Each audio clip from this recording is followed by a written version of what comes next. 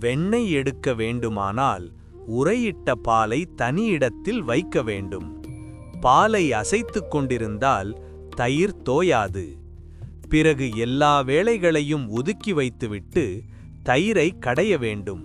அப்போதுதான் வெண்ணெய் திரண்டு வரும். பாவை தயிராக்கி வெண்ணெய் எடுத்து அந்த வெண்ணெயை தண்ணீரிலிட்டால் அது ஒட்டாமல் மிதக்கும். அதேபோல தனிமையில் அமர்ந்து இறை சிந்தனையில் ஈடுபட்டால் மனத்தில் ஞானம், வைராக்கியம், பக்தி முதலியவை உண்டாகும். இல்லறம் தண்ணீர் மாதிரி, மனம் பால் மாதிரி.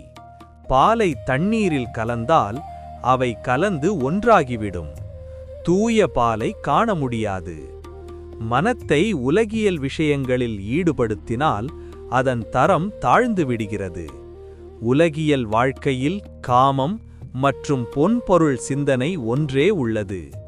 எனவே தனிமையில் சாதனைகள் செய்து முதலில் ஞானம், பக்தி என்னும் வெண்ணெயை பெறு. அந்த வெண்ணெயை இல்லற வாழ்க்கை என்னும் நீரிலிட்டால் அது நீருடன் கலக்காது, மிதக்கும்.